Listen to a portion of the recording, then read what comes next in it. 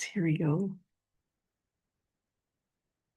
Hello, everyone, and welcome. I'm Jeneth Blackert, And I'm Leonka Reina. and this is the Haute Hustle Mystic Morning Show. Today, we're talking with top psychic Imbal Hanekeman, and we are going to play with some witchcraft and some manifestation. And we even want to talk a little bit about where she foresees humanity going. Yay. Would you like to start with a little space weather Well, news? I'd like to talk about where humanity is going in our space weather news. In today's Mystic Space Weather News, we have some interesting stuff going on. So the really interesting thing that's going on right now is that there's an eerie quiet of 10 sunspot groups that are all week long.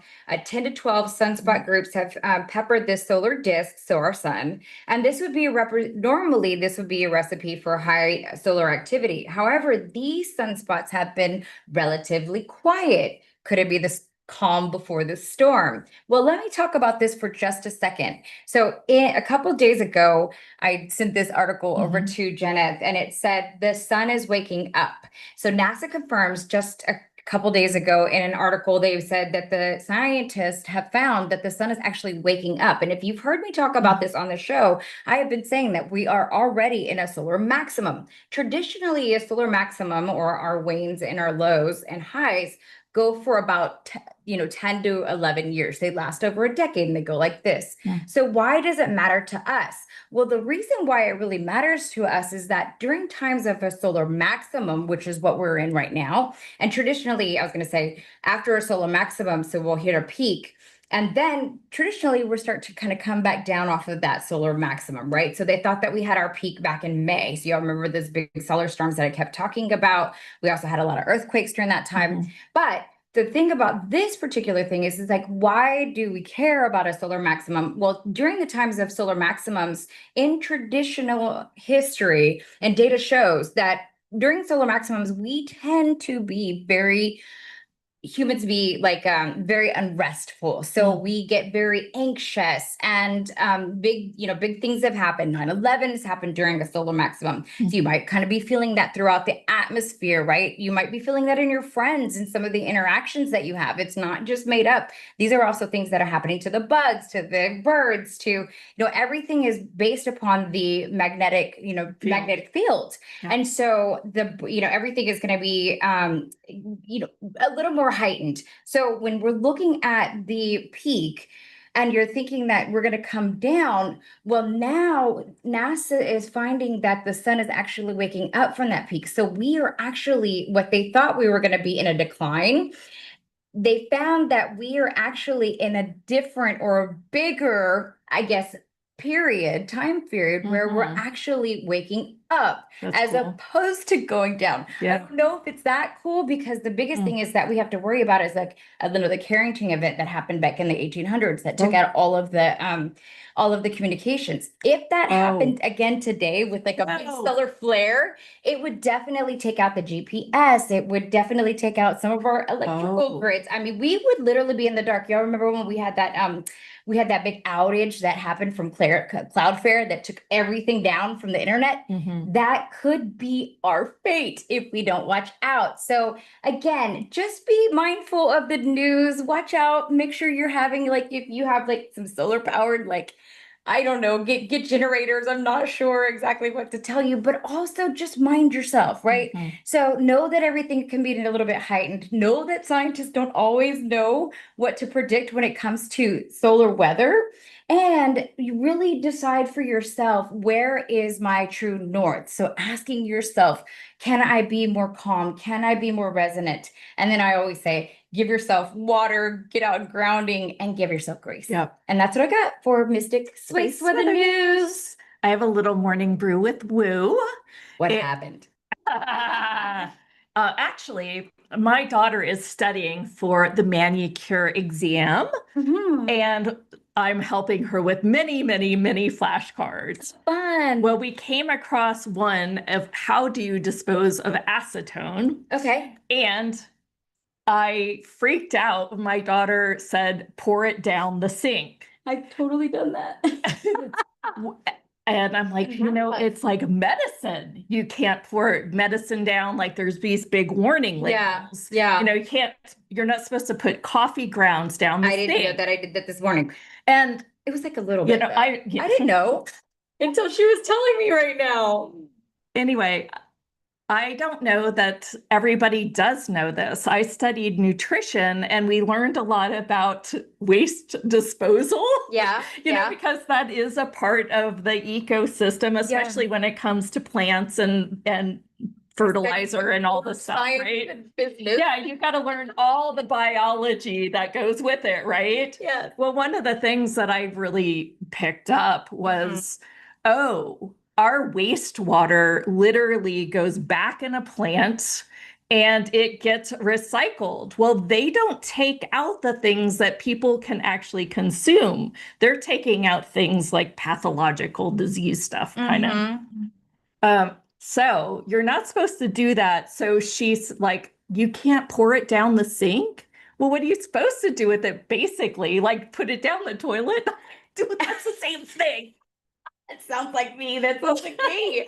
Okay. So there is a certain way of disposing of these kind of chemicals, and it includes a lot of paper towels usually. Okay. And actually putting it in the garbage. Okay. So just so you know, I thought as a public awareness thing for the health of our entire world and humanity, that maybe it would be important for me to just take this platform and inform just a few more people of this important thing to me.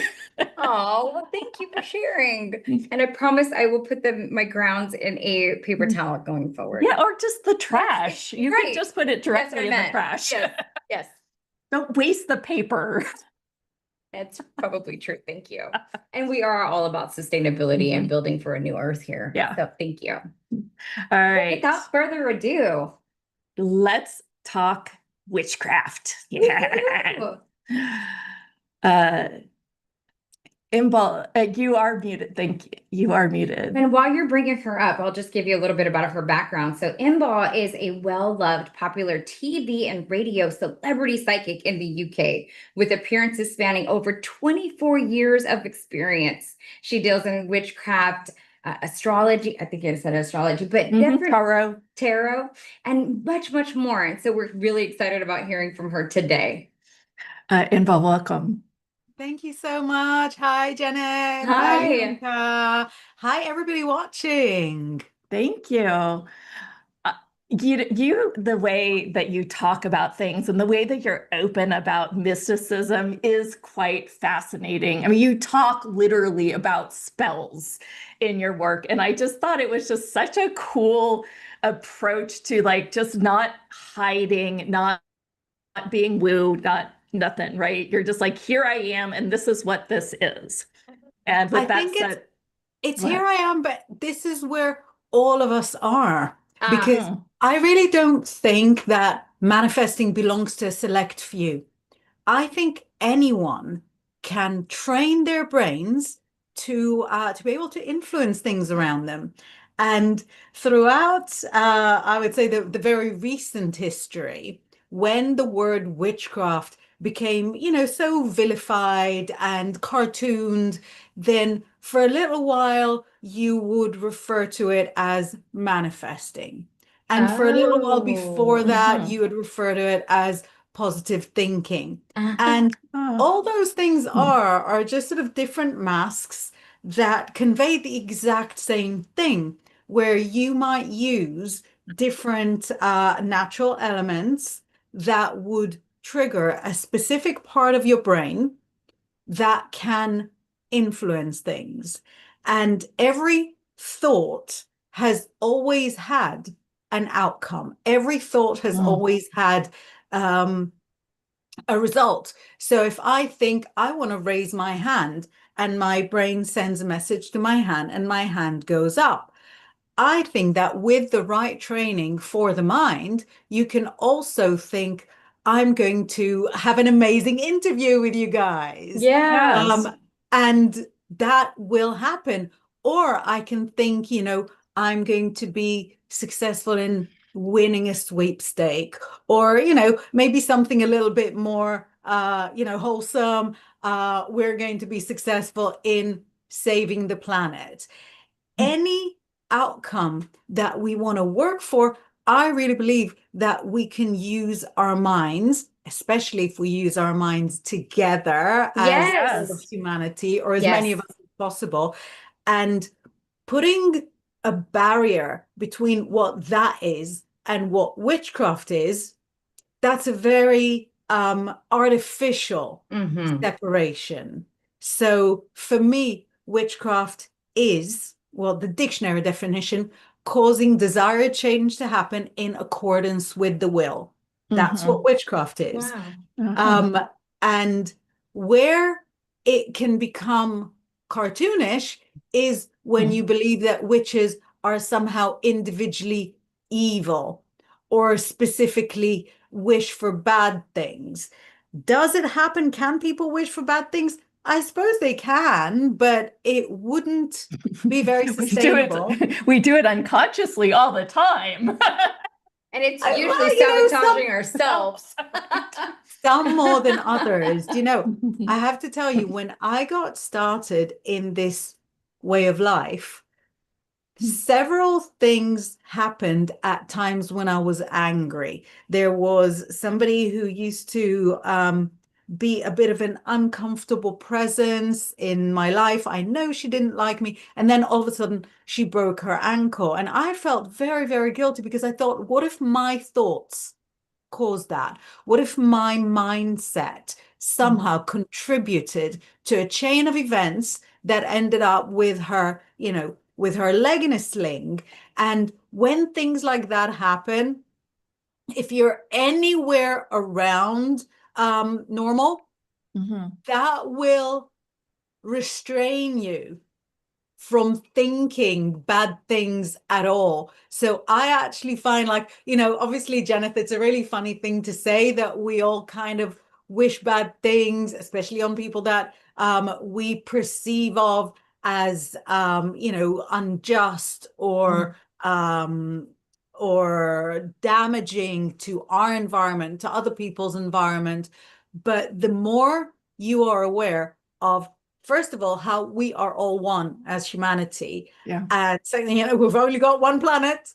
I might not like you, but we both work towards the same outcome. Yeah, we're still earthlings. Yeah, exactly. So, and we're still family. So the more we see that all of humanity is one, and the more we see that every thought has an outcome, the more our brains will have no interest in wishing bad on people, even as a joke, even as a point of reference. Does it mean that we're all sort of striving to be perfect? No, just the best that we can be. Right. Absolutely. So I channeled Nostradamus in a big QHH2 project. Many people on this show know that in the audience. But one of the biggest key takeaways from that journalism project was that message from Nostradamus basically saying, humans on Earth have no idea how powerful they truly are with the ability of their minds. And when one or like two or more are gathered, and he said, in your sewing circles, you can view the opposite of some of, I know because we have sewing circles here today now, right? But you can be thinking about and set an intention for the opposite of some of the worst that he has shared. He says, I don't share this to scare anybody. I share this so that it can have awareness and so that we can be thinking and intention for the beauty of what could be, right? So that when we gathered, and I thought, I've just always kind of reflected on that. And when I hear you say this about the mind and how we can be so powerful and how, definitely when we're gathered, it just reminds me that I may not even grasp how powerful we truly can be. Oh, no. Oh, no. I don't think any of us even has an inkling of it. What are your thoughts? Yeah. I feel like she's definitely kind of tapped into some of the essence. And I wanted to see what kind of gave you more faith in that? Like, what kind of gave you more belief or truth in that? Like, I'm a very results-based person. Okay, yes. I want to see Me it. too. So when I first got into witchcraft in a really teeny tiny way, it drove me crazy a little bit because I thought, should I get into it? Shouldn't I get into it? Should I get into it? Shouldn't I get into it? And eventually I said, you know what? If it's not right for me, it probably won't work anyway. So let's give it a bash. Let's give it a go. I have my moon in Sagittarius, so let's give it a go is sort of is the war cry, is the rallying cry of my life. Let's give it a go. You know, what's the worst that can happen? And so I went, this is like the late 90s. There's no internet, there's no smartphones. I went to a bookshop, which for younger viewers, that's what we used to call Google. And in the bookshop, it was in the, you know, in the olden days, there wasn't a spirituality section, right? True. There wasn't a spirituality shelf. There was a world religions section. And in other, there were 3 books about witchcraft. One of them had curses in it. I cleaned my hands and put that back on the shelf. Not for me at all. One of them was actually Vivian Crowley's Wicca. So I'm trying to reach for it without stretching my back, and I don't think it's happening. Vivian Crowley's Wicca, which is a study of the religion around witchcraft. I took me a long time to read it because I'm not like an academic reader. And one of them was a book with spells. So Wicca and spells went home with me.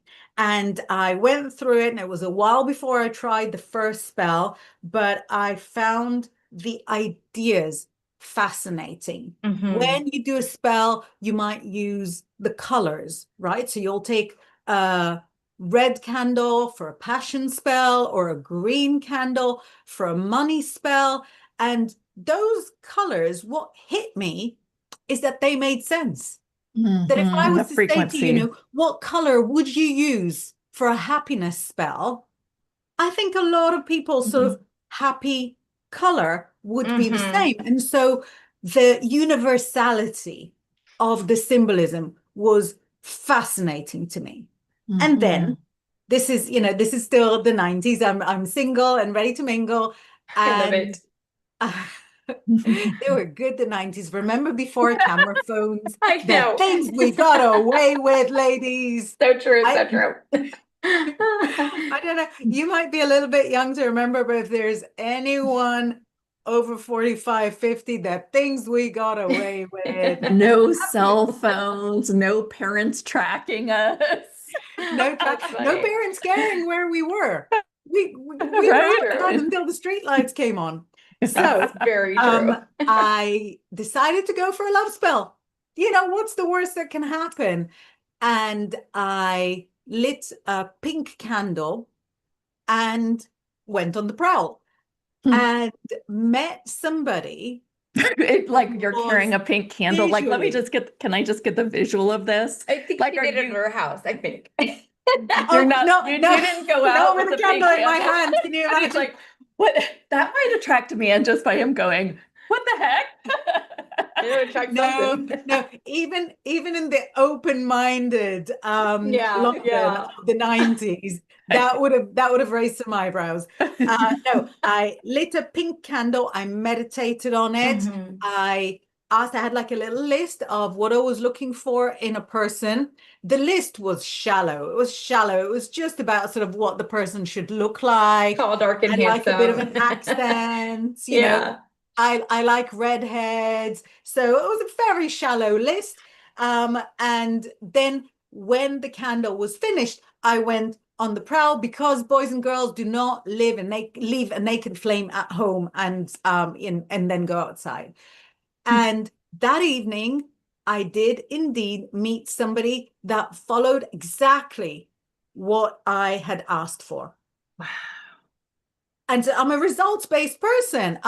But it was also a really important lesson, because that evening I realized how my shallow list was useless when it came to Magick because it was somebody who looked exactly how I wanted him to look, had a little accent, was leaving the country the next day. I gotcha. And so I went back to the list and I added lives in the same region as me. Yeah. And while I was sort of on the subject, then I also went for friendly, right? I don't want to date anyone grumpy. I'm a happy person. Yes. I went for family minded because I think it's very nice to be with somebody who's got a good relationship with his mum. You know, it's not a must for everyone, but it was nice. And my list became much longer. And, you know, my dating life became much more satisfying. But that was one time when I had like clear proof, or in my mind, clear proof. Let's call it circumstantial proof. It might not stand in a lab, but for me, as a 20-something-year-old Pisces living in London, it was great. And another time, I used affirmations to find my way to a specific sum of money by a specific date. I don't know if you want that, sorry, because all my stories are really long and detailed. Before you go on, though, the thing that when you were manifesting the man, I was going to ask, were you watching Practical Magic? I love Practical Magic so much, but it was, I think it was before Practical Magic. What's Practical Magic? 98, 93, 99? I think. 92, 93. Oh, really? Yeah. So this story is from 98. But yeah, I hadn't seen Practical Magic by then, but I love it so much. A lot of those movies, while we digress there, while we go there, a lot of those movies, Practical Magic, bits of Buffy, very much The Craft, have so much that touches on real witchcraft that there would have either been an advisor on set, right? Or in the writer's room that would advise them, like, this would work, this wouldn't work, this sounds, you know, believable. Actually, is it not right? I think I used to follow on Instagram the girl that advised on Practical Magic. Have you ever interviewed the Witch of Malibu, Donnie Adams? No. Take notes. Take notes. Take notes. She is fabulous and stunning. You try and get. And in with The Craft, Nancy, the girl who plays Nancy, Fairuza Balk, is famously also Wiccan, so she would have had input. But with the love spell, I hadn't watched Practical Magic by then, but you know, would have certainly involved that. I just like to keep some people on their toes in the 90s because I know a little bit about it. I'm just like, so I talked with you as a pre-call and you said you could take some psychic callers, but I want to first like open the door about your study with tarot and astrology and becoming a psychic medium. And I think you do mediumship as well. So it all started for me with the tarot, and specifically, I've always adored the Thoth deck. The Thoth deck is coming up everywhere for me. Oh my God. Is it? Oh, welcome. Welcome to cool. Thoth. Very cool. Yeah. Isn't it? So if you're a visual person, if you like colors, if you connect with like the background of cards as much as the foreground, Thoth is so for you. When I started out, younglings, there weren't many options for tarot cards. There weren't as many decks as there are now by a long shot. Every spiritual shop, which is, boys and girls, what we used to call Etsy, every spiritual shop would have a folder, like a paper folder, and there would be about 3 cards from each deck so that you could leaf through it and find which aesthetic you connect with. So it would usually be like 20, 30 decks, and that would be like a lot. The main 2 at the time were the Rider-Waite, as it was called. More correct to call it Rider-Waite Smith because the artist is Smith. Rider only published it, so barely deserves the title. So there was the Rider-Waite-Smith, which will be familiar from, from advertising, from Bond movies. Yeah. It's kind of the classic, the original. And then there would be the Thoth, where some things were kind of switched around. So a few of the cards are not in the same place. The Thoth was a little bit more feminist in that the court cards were knight, princess, prince, and queen. So 2 girls, 2 boys. Whereas in the Rider-Waite-Smith, it would be the page, the knight, the king, and the queen. So 3 boys and 1 girl. So the Thoth was a bit more feminist. This is, again, sort of going back to binary genders. All those things that seemed so progressive 20 years ago are, are sort of failing. Absolutely. I have a question. Right now. I think I've heard it theorized that Thoth actually created the tarot or the reading of tarot as a practice. Do you have any insight on that? Am I right? Not exactly. So if we go back a long time, the first mention that we have of tarot in literature is from 1444, from a book that encompassed all the kind of magics of that day. It was, I believe, written by Eliphas Levi, which was an assumed name.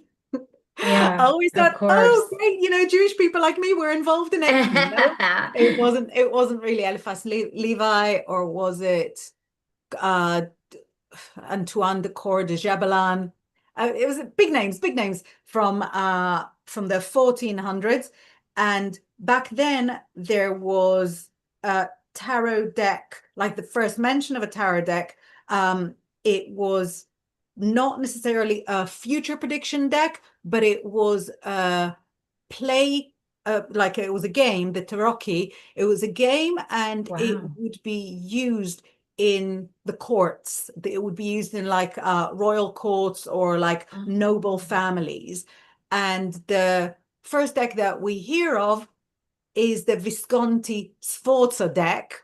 For a little moment of horror there, I thought I would not be able to recall that and would out myself as an airhead that knows nothing. But no, the Visconti Sforza deck was created in Rome to commemorate the marriage of the Visconti family to the Sforza family. Again, we're going back to the days where a marriage was a business transaction of bringing the properties of one family together with the properties of another family. And it was a very ornate deck.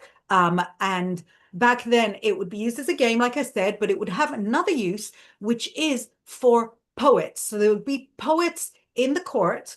And if they had, say, writer's block, they could pull out a tarot card and say, okay, we've got the Queen of Wands here, and the Queen of Wands characteristics are transformational and powerful and inspirational. So, let's write about that. I could take another distraction again and show you an example of an experiment like that was done maybe 15 years ago. This is Tarot Poetics, and this is Anna McCarrow, who is a lovely author and poet, and she did a little exercise of pulling a tarot card a day and writing a poem. Yeah, I'll send her your way as well. Yeah, dude, your friends and my friends need to get together. And so the most kind of antique mass-produced deck that we know of is the Marseille, the Tarot de Marseille, that has different prints, different styles. And in the Tarot de Marseille, you have an artwork, like a beautiful drawing for each of the major arcana the emperor, the empress, the high priestess, the fool. But when we come to like the Four of Wands, all we have is like four wands crossed over. And when we've got like the Seven of Pentacles, we have a card with like seven pentacles. So that is still from the Middle Ages. And so Crowley was, will not have been born for many, many centuries. And so when we come sort of a little bit closer to present day, the kind of resurrection of the art of tarot was created by the Western mystery traditions. That would be, if you've heard of the Golden Dawn secret society. That's what came up for me. Or that's what I was feeling like this was sounding very secret society. Yes. Oh, there's so much of it. So not quite the Freemasons, but in the neighborhood of the same shelf in the bookstore that we mentioned. So the Golden Dawn was a very large secret society, admitted ladies, which was not obvious at the time. One of those ladies is Pamela Coleman Smith, who drew the art for that's why you give her so much notoriety. Give it. It all connects. It all connects. The universality, Lianka. That's so exciting. It all is everything. And the Golden Dawn had several offshoots, because people are people. And when you have two people, they will inevitably disagree and create two groups out of it. And so we have the Rosicrucians, we have the OTO, the Ordo Templis, or I can't say it in Latin, but the OTO was Crowley's secret society. So Aleister Crowley had the OTO, and then not exactly within the OTO, but the development of the system, like the more modern system of the tarot, would take place in the Golden Dawn, but then each secret society and, coming up to present day nowadays, each artist, each mystic will have their own way of interpreting the tarot, because the beauty of the tarot, apart from universality, is how it has everything inside it. The tarot's got astrology inside it. Every card has got an astrological meaning. Yes, it does. The tarot's got Kabbalah inside it. And Kabbalah is so hard to understand. You have to spend your whole life trying to figure it out. But the tarot gives you a lovely window to sort of check inside and see what goes on.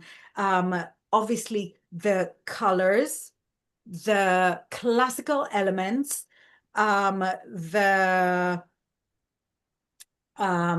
there's the symbols that are used in the tarot, the different ways that the genders relate to one another, the different ways that you can pick up on the seasons. Sorry, do you know what's ironic? That I'm looking at the cards to sort of inspire me to talk, and we were just talking about how the cards can inspire you. That's right. Poetry. And so, because the tarot was the first step for me, it was a huge step, because when I afterwards came to look at astrology, it was already really obvious. I look at, the sign of Aries, and I know that it is the card of the emperor. And so all the qualities that I already know, that I've already worked with for years of the emperor, are just sort of superimposed on this new thing that I'm, being introduced to, that's called Aries, and then superimposed on Aries' ruling planet, Mars. So astrology sort of stemmed forth from that. Even going into magic, even going into witchcraft, was very strongly influenced by the tarot, because the tarot would inspire me to dream big. I love that. Yeah, my head as you're talking went back to the candles for a second. And I was thinking, gosh, well, you're like, if you would think of a happiness candle, what colors would you have? And wouldn't that be very much like somebody else? And I was thinking from a frequency point of view, it absolutely would, because that is how the chakras and I mean, that color Mhm. frequency and that spectrum of colors that is limited even in the human eye, I think, right? Extremely limited. It just made me really tap back into that intuitive part. Do, I'd like you to support the audience with some, insights around how tarot, even, your psychic abilities working with you might really shift and change things. Would, can you talk a little bit about how you work with somebody as a client Would it be better to take a couple colors or questions? that? So they can actually I'd see be, your work. I think that'd be yeah. fun. Yeah. Let's Do do you, that. do you have a way that you like them to ask a question? So you go ahead and raise No, your not hand if you'd like really, to not ask. really. Okay. I'm Pisces. I aim to please. Pisces is a very fluid sign, going with Okay. the flow. So it's actually one of my sort of most exciting life lessons, to be available to different people and Mhm. kind of meet them where they are. So I never say no to a client because of like a time difference. It's fine. I'll stay up till 2 a.m. I'll wake up Oh, at 5. really? Australia, California, who cares? It's all, Because we're all on the same planet. And here and I am there, not a somebody would say, Pisces. sorry. I said, I am not a Pisces. She's like, I'm not staying up for anyone. We all have our different gifts.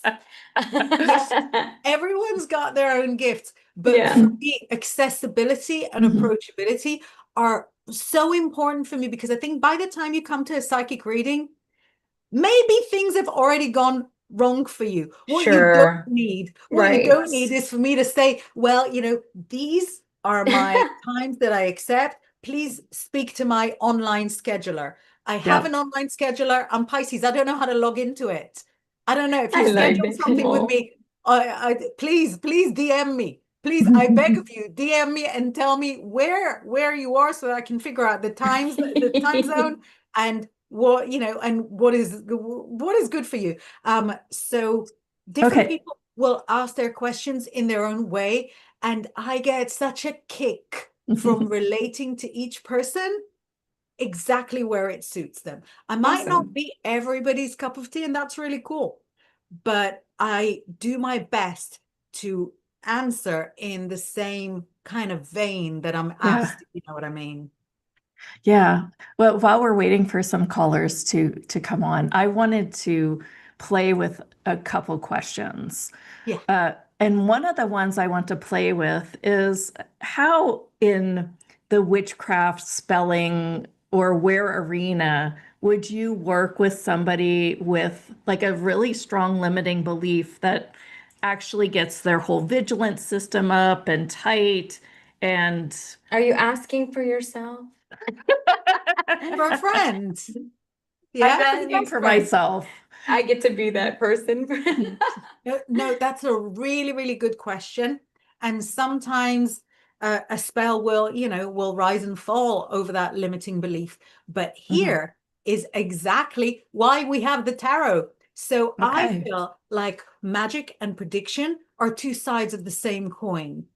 And yes, even Nostradamus said it in my session. I think almost exactly like that. That I didn't know tarot, and that more people in our day and age didn't know astrology as well. So he was disappointed that we didn't know tarot and astrology, and I was like, I better go figure that out then. Yeah, I was like, that sounds important. Yeah. So you do a little reading beforehand, or you might start from a reading, and the first part of the reading would usually be elements and statements that the client already knows. And I feel like the tarot, just like any entity, wants for you to believe in it. So it'll give you some good stuff. It'll give you some what people like to call validations. It's kind of a new word that we come up with. ChatGPT does.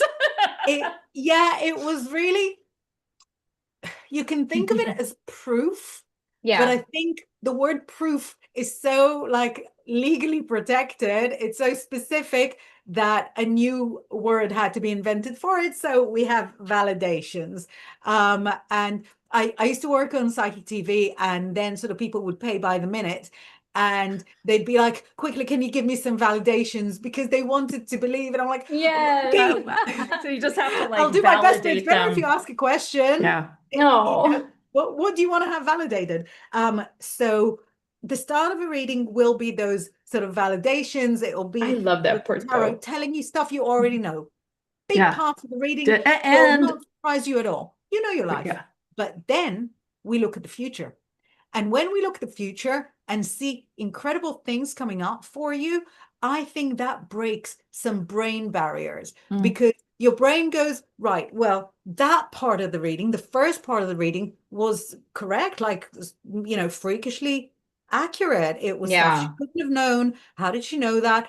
And then the stuff that comes in the future, I don't think will happen because I don't think I'm good enough, Mm. but because the past stuff was correct, it's logical that the future stuff will be correct as well.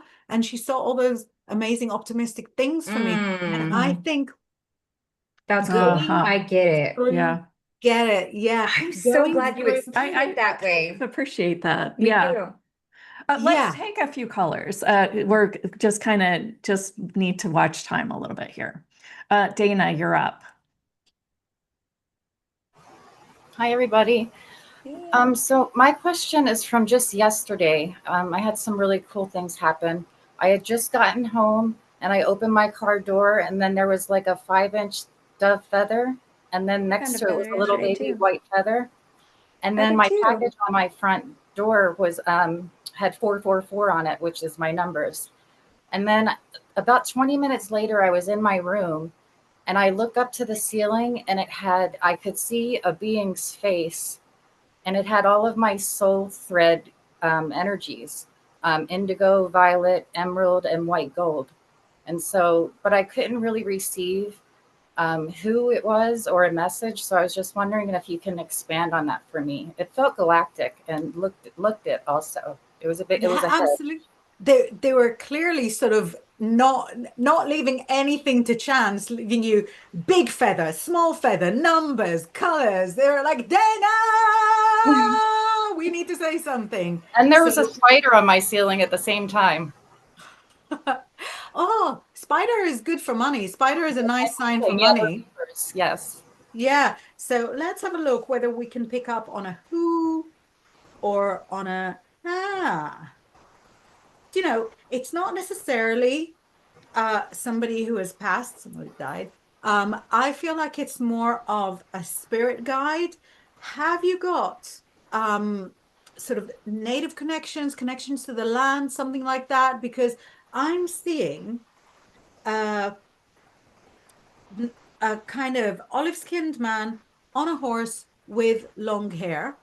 And I feel like he's passing you the message to say that the heartbreak that you had, the heartbreak that you had is opening the door to a huge growth in your heart, that you had to basically have your heart pulverized Yeah. so that then it can be reconstructed into hundreds of times its size. And it's not just that it's love coming.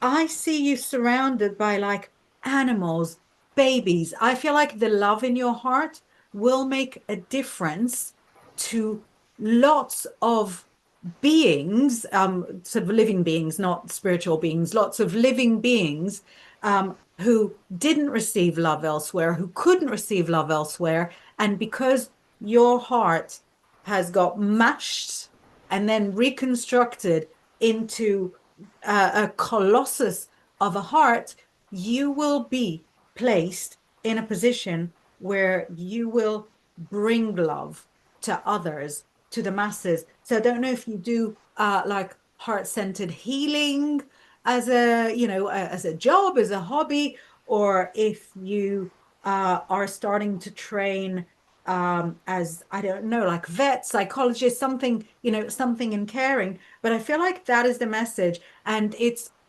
a lot of shouting by the universe for you to receive that message. So I'm kind of guessing that they've tried to contact you before and you keep not picking up the phone, that they've tried to say to you, your heart is an asset. Your heartbreak was a portal.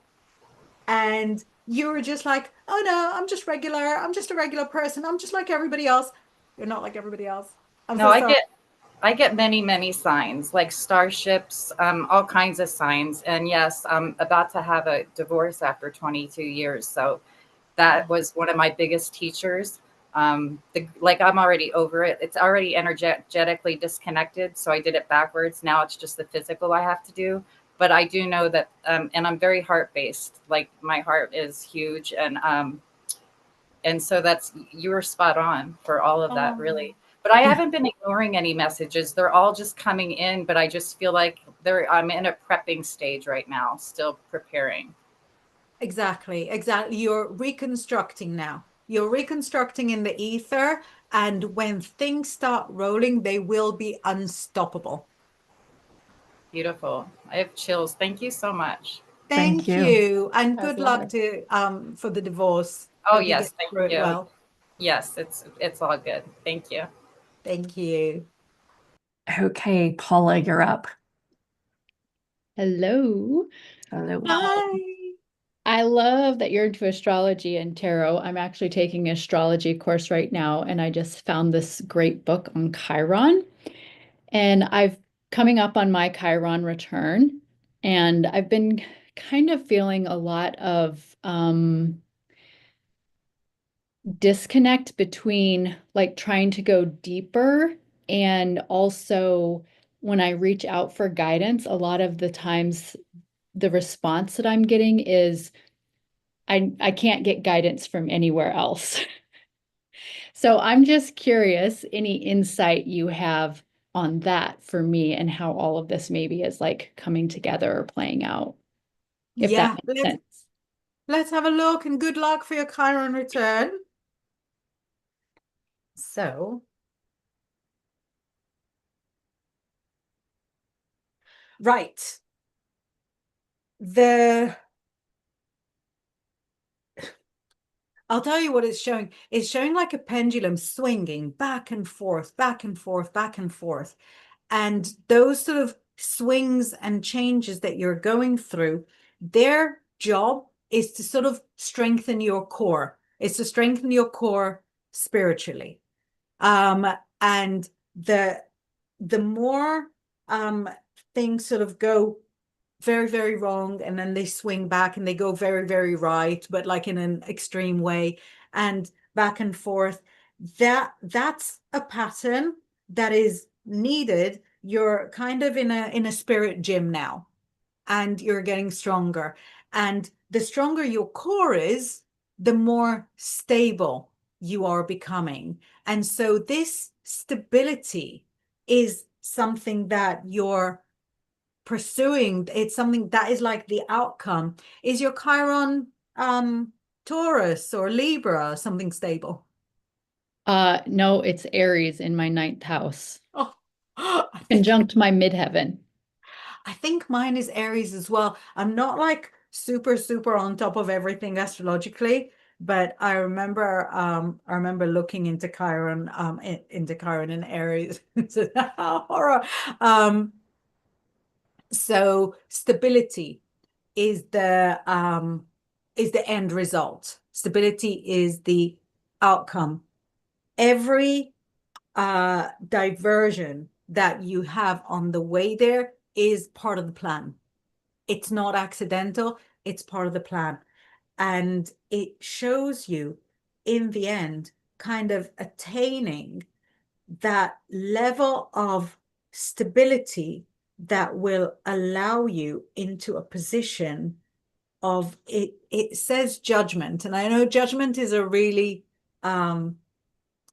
much maligned word, much maligned descriptor. No one wants to be thought of as judgmental, but that ability to judge, that ability to ascertain sort of right from wrong can be put to good use in assessing situations, in teaching people how to work their boundaries.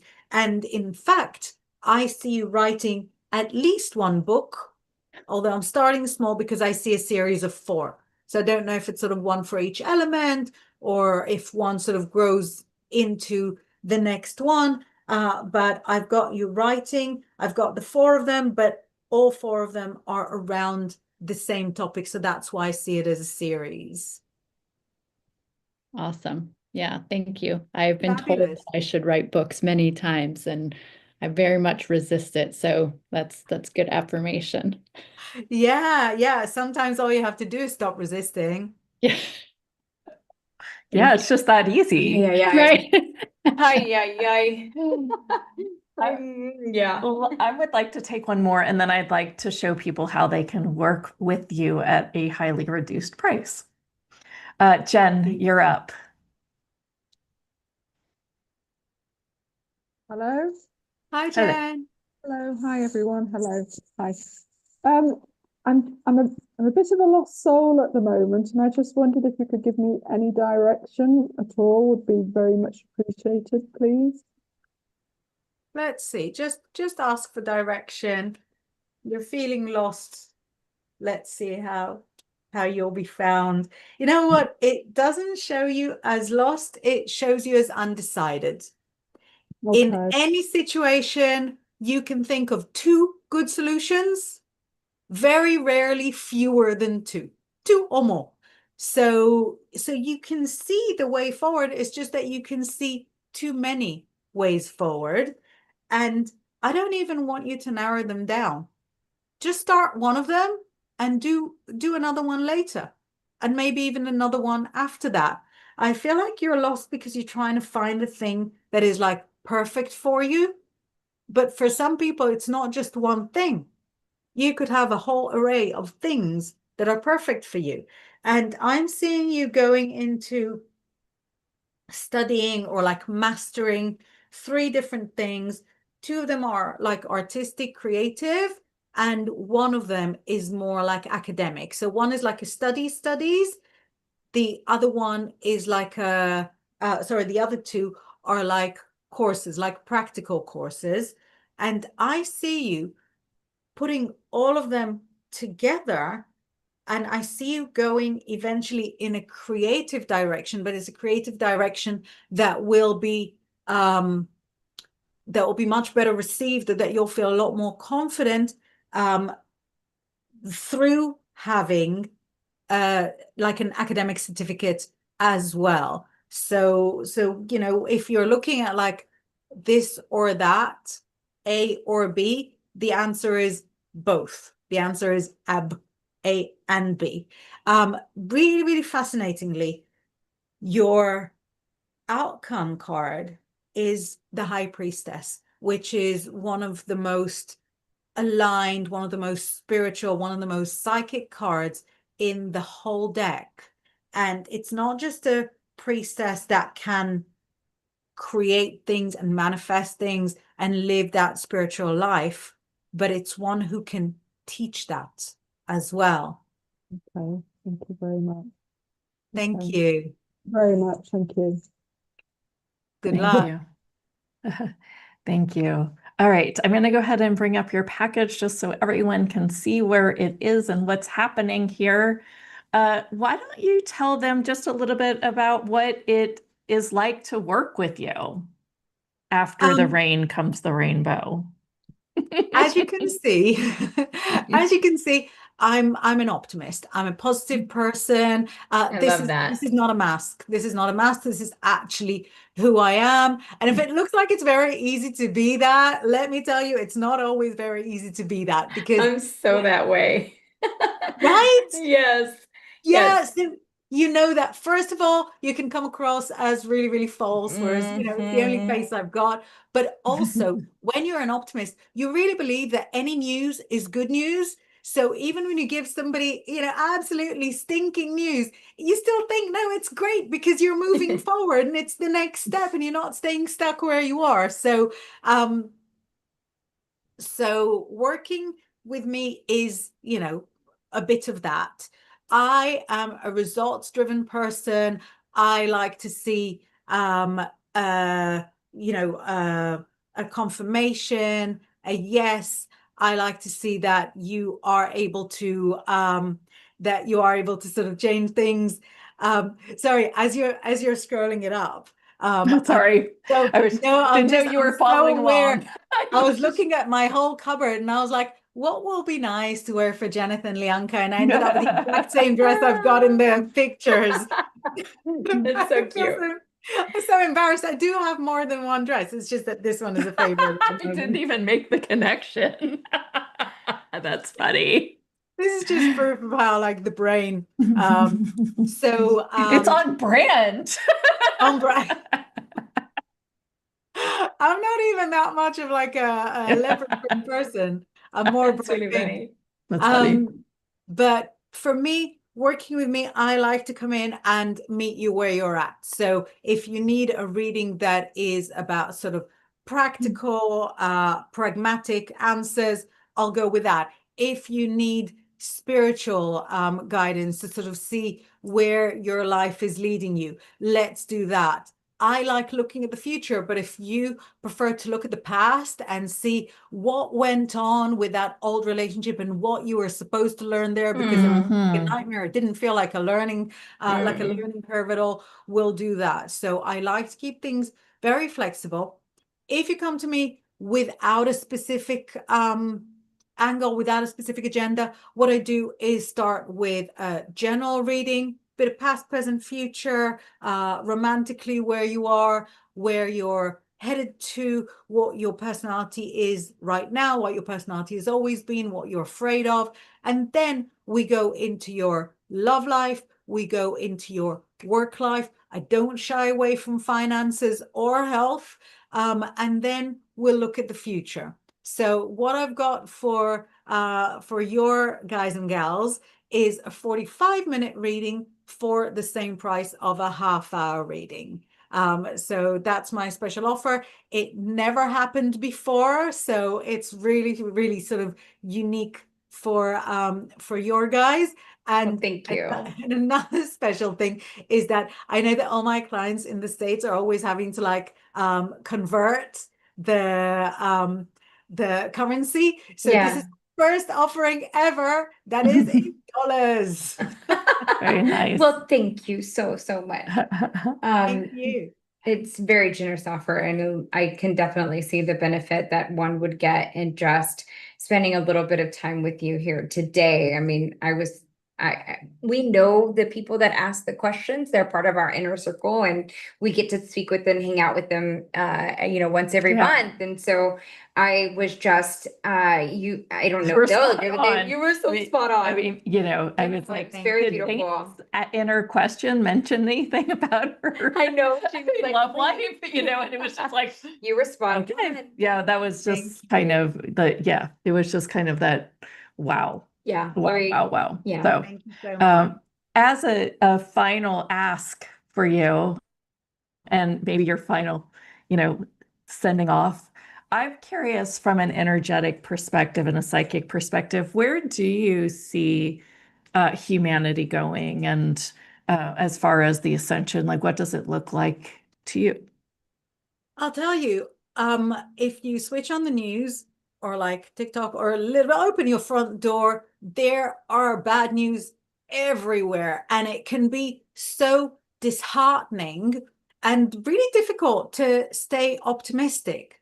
But, nonetheless, I am still an optimist, and I see that more and more people are open to spirituality and to accepting their fellow, humans as they are. I feel like we are being shown division, but the people that want division are probably selling something and are a minority. They might be a very loud minority, bigger minority. And when you meet people human beings, things are all right. We speak more languages, where we have more variety in ways to connect with people. I think that the positives, even the positives from the digital age, which I'm not a super huge fan of because I'm Pisces and I'm, Pisces are analog people. But even the digital age and the negatives that it brought us, the positives far, far outweigh it. I don't believe in disasters, but I do think that as we progress as humans, slowly we will become a much more cohesive planet that is happy to share in each other's cultures and viewpoints and understandings. I don't ask anybody to get on board my positivity train because that is for me. That is for me to deal with. But I see a lot of things, even though I do watch the news, which I know a lot of spiritual people say I do not to. too. Right. Yeah.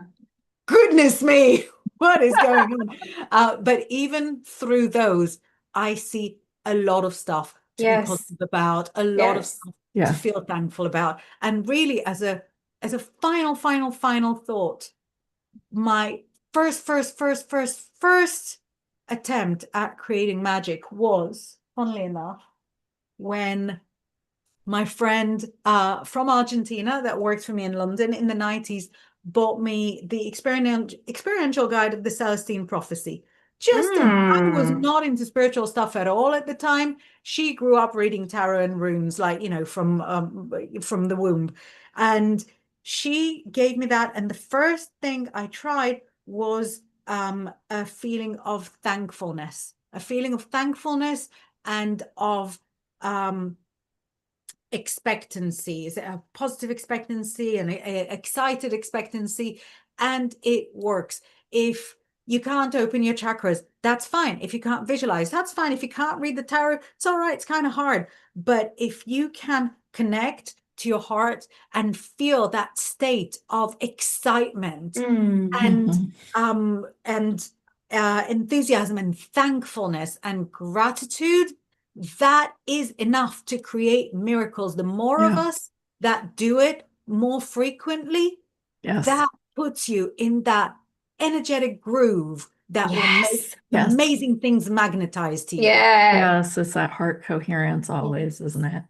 Wow. Thank you so much for being a part of the show. God, you're so amazing. Thank you. Thank you. Some words from the chat says, oh my gosh, this was such a great call today. Thank you. Love your positivity, your Piscean energy. I have to run to another class, she said. And thank you, Imbal. Thank you so much. Thank you. Oh my gosh, you're fascinating. Very cool. Love that for you. And they were saying that for the other people for the reading. But awesome. Thank you so much for joining us. Thank you so much, girls. Just a couple announcements. Next week, we've got Katie Sutton coming back. And if you met her on the summit, she was really one of our stars. So please join us next Tuesday at 9 a.m. on Zoom. If you are on YouTube, please like, subscribe, and hit the bell. And we appreciate new followers, and we'd love your comments on these YouTubes as well. That's right. We also have a live event coming up. It's November 7th through the 9th. It will be here in Austin, Texas. And we're going to be doing it kind of retreat style, working with bodies and really taking some of these topics and these like very esoteric kind of, bigger ideas and bringing them into embodiment. How do we use them? How can we use them to benefit our lives, our everyday livelihoods? And how can we really be okay in our body. I think that one of those things that we always kind of come up with, and when we can step into our body, we find that we are much more whole, and we feel a sense of worthiness. So that'll be really fun. We'll do a little bit of QHHT. Jonathan's got some really fun awesomeness that she does with Body Works, and if you want to check out, she's got some really great videos that she's done and some of her other retreats, and I was privileged enough to be able to work in her business at that time. So take a look. I think you're going to be really, really excited to see. Also, Jen had put a really beautiful a kind of newsletter out on Sunday, really describing kind of the way that you would feel. I really highly recommend go look in your email if you didn't see it. Read through it. I want y'all to kind of, if you Get the can't, vibe. if you can't make it this time, I want you to know what would be available for next time too. But just go through it, really, you know, step into it, even kind of read like a meditation. Yeah. So open that one. I think it's really pretty. If you want to just even take the journey with her on it for your own self, just for some good reading, I think that's very beautiful too. But you'll see Tickets that are on sale right now as you'll well. see that and with they will the newsletter. Sorry. Yeah. I wasn't trying to. I thought She was rushing me along. I thought you were just trying to complete and say something else. So Go ahead. tickets are on sale through the end of the month. So if you want to get a discount ticket, get it before October 31st. And we are going to have another summit in between. Do you want to tell them about that? Right. So we fully booked this summit. It is going to be 3 speakers a day. We get started at 9 a.m. Pacific. They go for about an hour each. And really, this is going to be taking, again, really talking about embodiment here. So this is really a lot about the body and how we can, again, take some of these ideas and really bring them into like, you know, factual things that we can do, everyday practices, rituals even. We've got tons of great speakers. All of our favorites are coming back and some new ones too. Yeah. We'll put a whole new lineup together here, probably in the next couple of days, and we'll release that soon. So again, it's always free. All you have to do, and if you're listening on YouTube, all you have to do is just sign up to be on our newsletter and you'll get the information, but it's at www.hautehustle.com. That's HAUTEHUSTLE.com in case you're listening on audio. Excellent. Also, if you're looking for any of the information that we've shared here, everything will be shared in all of the descriptions, including how to get a session with Ball. Very nice. Wanted to remind you that a portion of proceeds always goes back to benefiting, and we do benefit women and youth related causes. Right now, we are benefiting rising.up.org, and it's a nonprofit organization that's started by children who take laptops and tablets, refurbish them, and to give to other students in need. So just wanted to let you know a little bit about the causes that we're working with and how we benefit everyone. Yeah. All right, everybody. Thank you so much for joining us. You're the biggest piece of our hearts. And we just wanted to tell you, to remind you, thank you for taking a little time to enjoy the woo. Bye, everyone.